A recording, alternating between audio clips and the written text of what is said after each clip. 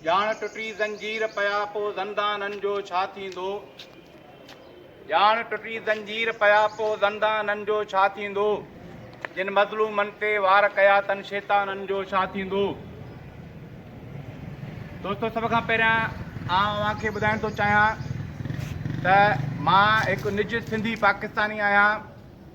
मुंहिंजो हेल ताईं कंहिं बि क़ौम परस्त या सियासी तंज़ीम सां को तालुक़ न रहियो आहे, न ई आहे। पर इन जो मतिलबु इहो न आहे त मूंखे का सिंध सां मोहबत न आहे। धरती सां मोहबत इबादत में शामिल आहे ऐं मुंहिंजे लाइ बि मुंहिंजी सिंध मुंहिंजी जिंद आहे।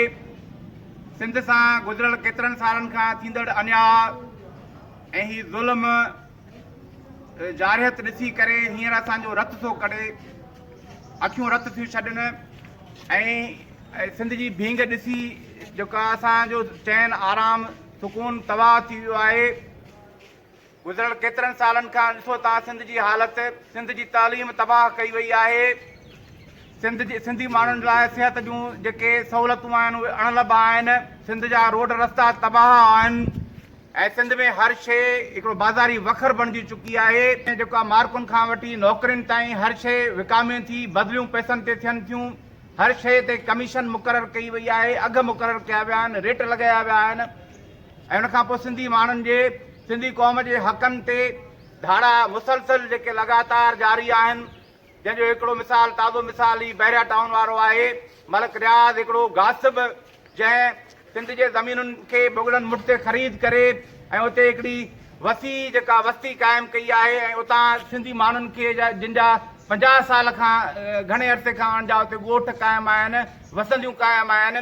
उहे ॻोठनि खे, उन्हनि ॻोठनि खे बिल्डोज़ कयो पियो वञे, उन्हनि वसंदियुनि खे मसमार कयो पियो वञे ऐं इन दहशतगर्दी जे ख़िलाफ़ जॾहिं शजून ते एहतजाज कयो वियो, कराचीअ में लखे सिंधी गॾु थिया जिन में आउं बि शामिल हुयुसि, त उते पुरअमन एहतजाज ते सरकार पारां, रियासत पारां तशद्दुद कयो वियो, बेगुनाह सिंधियुनि जूं गिरफ़्तारियूं कयूं वयूं।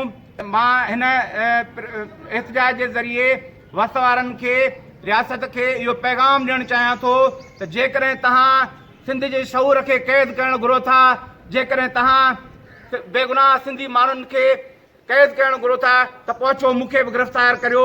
मां बि सनान ख़ान कुरैशी आहियां। ख़ुदारा तव्हां जेका फ़लस्तीन न बनायो सिंध खे ऐं असांजी जेका हींअर जेका कावड़ आहे, जेको क्रोध आहे, उनखे एतिरो न वधायो जो उहो क़यामत ताईं ख़तमु न थी सघे। ख़ुदारा तव्हां असां सिंधियुनि खे बलोचनि वारी राह ते आणण लाइ मजबूर न कयो। हक़ मौजूद, सिंध मौजूद।